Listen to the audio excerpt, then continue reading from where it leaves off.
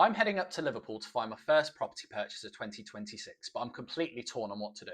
I've got two viewings lined up on two very different investment properties. One is basically ready to rent, ready to go.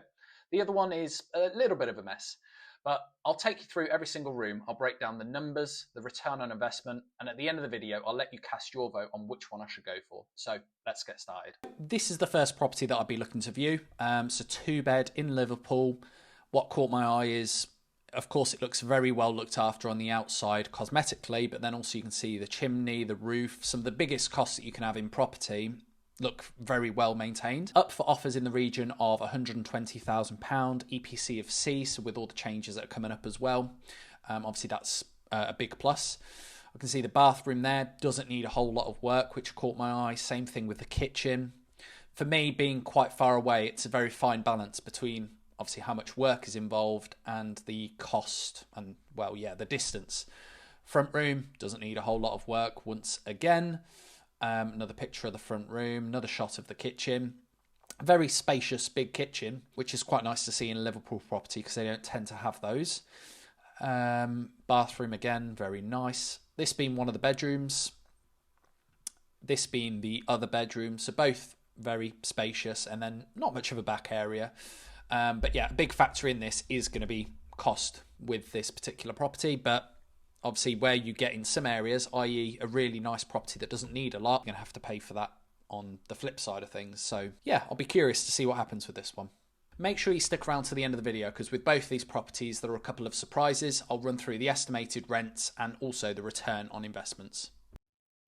I'd say that one was quite a good viewing. So the property was pretty much pristine. Main thing with buying that house is just doing your bits and bobs to make sure that it continues to be legal and compliant.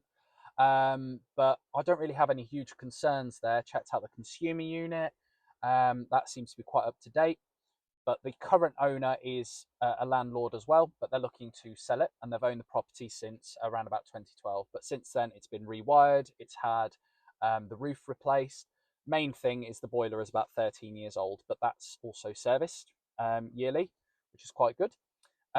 What you'll find with Liverpool properties as well is they'll have a small cramped kitchen and then a bathroom that's tucked behind it, whereas this one was actually extended. So in terms of what I've seen, the kitchen is bigger than average. It's quite newly refurbished. It looks very up to date, and it's also got a skylight, which was quite new to me to see. Key thing for me is the price. So it is up for around about 120, which what I found is quite a little bit on the high end for a two bed in this area. But then equally, I would say it is a very nice example. For me, it's about crunching the numbers and just making sure that I can make them work and it gets me what I'd want. That is what it boils down to for me now. And now for property number two. So this one's up for 110,000. Again, Liverpool, two bed, EPC of C as well. So that isn't really a concern. But you can see the outside's a little bit tired, just needs tidying up, not a problem. But curb appeal being a big thing because it can make or break things for certain renters and how much you're getting for it. Going inside, doesn't look like it needs a whole lot of work, if I'm honest. Damp being a big thing in Liverpool, well, properties everywhere, but it's just something generally you want to keep an eye out for. But from the picture, didn't seem like anything needs doing there. This being the dining room, yeah, one of the tea lights at the top there's hanging down, but again, doesn't look like a whole lot needs doing. Kitchen looks really nice, looks really up to date as well. Boiler looks quite modern, and boilers being a big expense as well. Handy little tip, just take a picture of a boiler if you're unsure and then look up the model number later so you can see roughly how old it is. Bedroom, again, doesn't look like it needs anything at all, that being the other bedroom.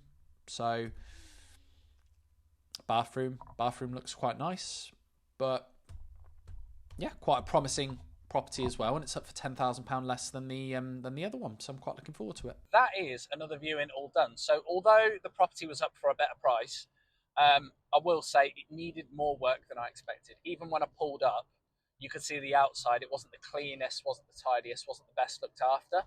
Going inside, cosmetically, it was actually a really nice property. The problem was there was a few signs of damp, which would obviously need sorting before I'd feel comfortable with someone living there. Then going into the dining room, there was a tea light hanging down, so I'd probably want the electrics looked at. just for my own peace of mind. The other aspect is I wasn't actually able to look at the fuse board, and that makes me nervous because with my other property in Liverpool, the fuse board was out of date, not compliant, so it had to be replaced, which is a big cost. But I suspect there was a cupboard in there, and the fuse board is probably in that cupboard, but it was tucked behind a huge pile of the current tenant's belongings, so I didn't want to move them.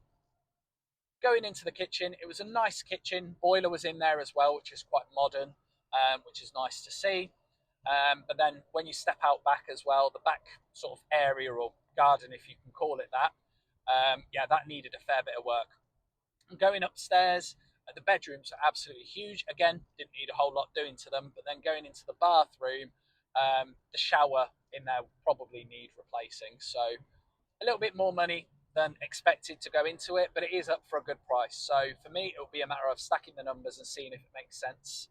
But what do you think? Let me know down in the comments. Is this something that you think you'd probably invest in? So now for the return on investment, the thing we're after as investors. Let's say we offered £120,000 for that property with a 20% deposit.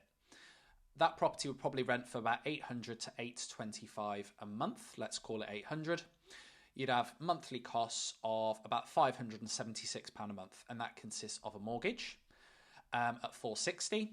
That consists of building or landlord insurance at about £20 a month, and about £96 a month in agency fees. So profit being 224, profit over the year 2,688.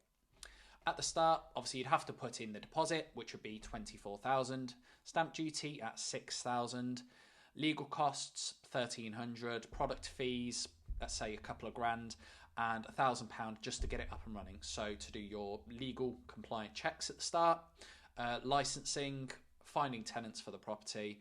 So total cost in of about 34,300. And what that does is if you take your profit over the year, divide that by the total money that you're putting into it, then it gives you a return on investment of about 7.84%. Problem is, I don't think I'm going to be able to get it for that price. I think it's going to go for much more based on how many viewings it had booked in. On top of that, I aim for 8 to 9% return on investment in my property, so this is a little bit below. And although it's tiny, the difference, you still got to draw a line somewhere.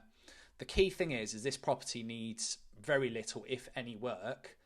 And I'm not buying it with a tenant in situ, so I know exactly who's living there, which are obviously big pluses for me.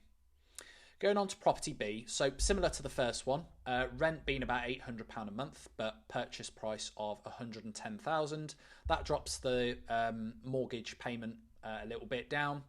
So the profit on this one would actually be about £263 a month, so £3,156 a year.